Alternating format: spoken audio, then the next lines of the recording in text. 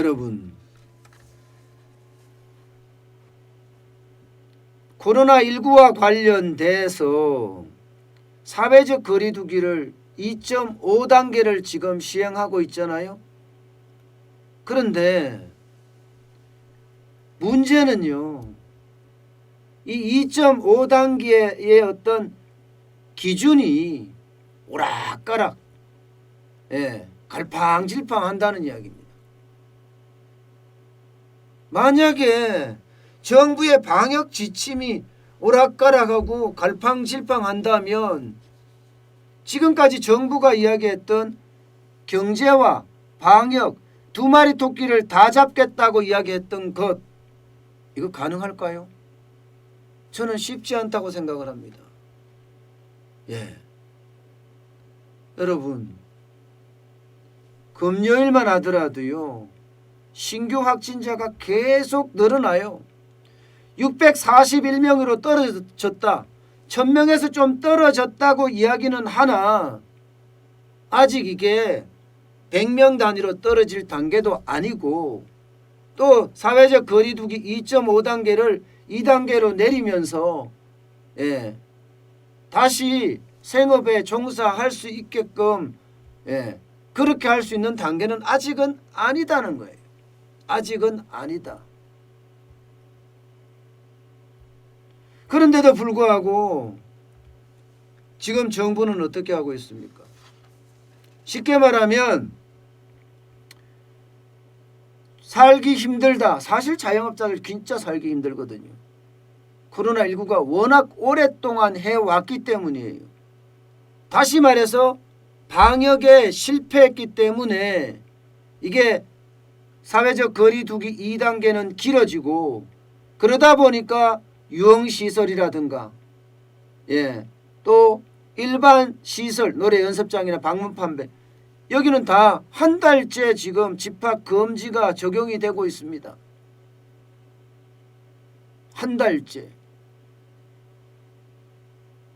그러니 자영업자들 입장에서는 볼멘 소리가 나올 수밖에 없어요. 아니 당장 거리로 나앉을 판인데요. 학원이나 헬스장, 실내 체육시설이라고 하는데 여기가 그야말로 죽겠다 이제 선언을 한 겁니다. 그래서 문 열어달라. 그렇게 이야기하니까 문을 열어줬긴 했는데 이게 9인 이하가 운영을 9인 이하만 받아야 된다는 거예요. 9명 이하만 받아서 운영을 하라는 거예요. 그러니 9명 이하 받아서 고정비에 일부라도 나올까요? 안 나오죠. 월세가 얼마나 비싼데요. 게다가 교섭을 위한 것만 하라는 거야. 그러니 어떻게 되겠어요? 어렵죠. 문제는 이 과정에서 어디는 되고 어디는 안 되고 이렇게 들쭉날쭉 한다는 사실입니다. 여러분, 사회적 거리두기 2.5단계를 보면요, 음식점은 9시까지 영업을 하고 9시 이후에는 포장과 배달만 하기로 되어 있거든요. 그런데 제과점이나 카페는 앉아서 취식을 못하게 합니다. 그러니 왜 우리는 못하게 하느냐?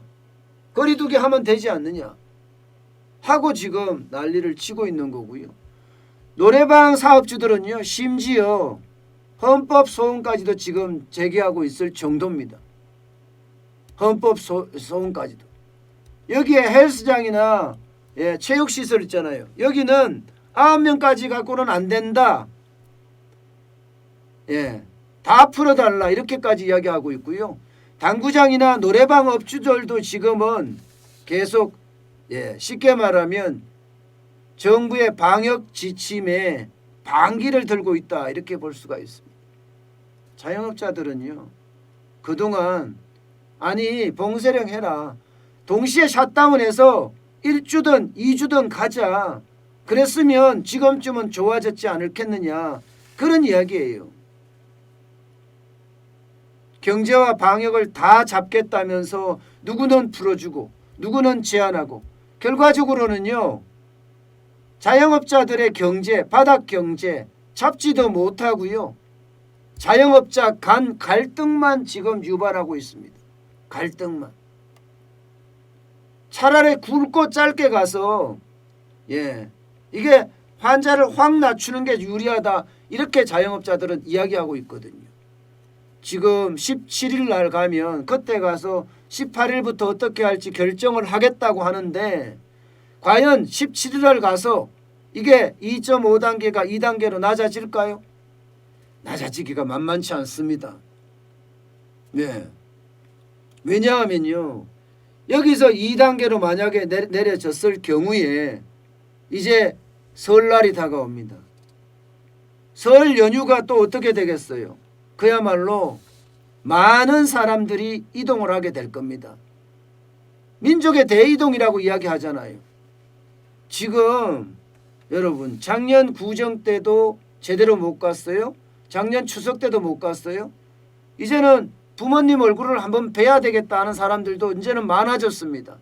그렇게 되면 기성인파가 많아질 거고, 기성인파가 많아지면 그만큼 사회적 거리두기도 사실 무색해지지 않을까, 그런 우려가 지금 굉장히 높아지고 있거든요. 결국이요, 정부가 이게 지침을 만들 때 아주 강력하고 또 변하지 않는 지침, 어느 누구나 공감할 수 있는 지침이 참 중요한데, 어디는 되고 어디는 안 되고 이렇게 만들어 놓으니까 거기에 대한 분란들이 지금 끊이지 않고 있습니다. 끊이지 않고 있어요. 애초부터 그렇습니다. 이게 정부를 운영하고, 특히 지금 코로나19의 방역의 수장은 국무총리잖아요. 근데 국무총리는요, 정치인입니다. 저는 국회에서 답변하다가 눈물을 흘리는 모습을 저도 봤는데요. 그 모습을 보면서 어떤 느낌이 들었나 하면, 야, 너무 오바하는 것 아니냐, 저거 악어의 눈물이다, 저는 그렇게 느꼈습니다. 지금 눈물을 흘릴 게 아니라 민생이 어떤지 정확히 살핀 다음에 거리두기에 대한 형평성을 짜내야 되고요, 촘촘하게 방역 수칙을 짜내야 됩니다. 그래서 많은 사람들이 봤을 때, 아, 나는 괜찮아, 이렇게 이야기할 만큼, 또 그렇게 생각이 들 만큼 만들어내는 게 중요한데, 글쎄요, 국무총리라는 분이 국회에서 눈물을 흘렸다? 자영업자들이 안타까워서 눈물을 흘렸다? 저는 그렇게 생각이 안 들어요. 자기 표 떨어지는 소리가 나니까 울은 것 아니냐, 이제 만회하려고. 저는 그렇게밖에 느껴지지 않더라고요. 분명한 악어의 눈물이다, 저는 그렇게 봤습니다. 지금은요, 그 어느 때보다 여러분 굉장히 바닥 경제가 나쁩니다. 두 마리 토끼를 다 잡으려고 하다가 결국은 두 마리 토끼를 다 놓치고 마는, 지금 그런 결과가 오고 있습니다.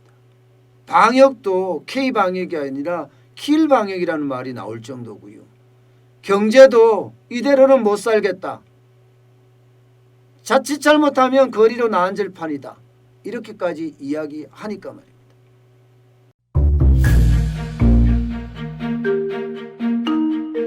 세종대왕과 샤넬 넘버5, 벤츠 자동차의 최고급 기종인 마이바흐의 공통점을 아시나요?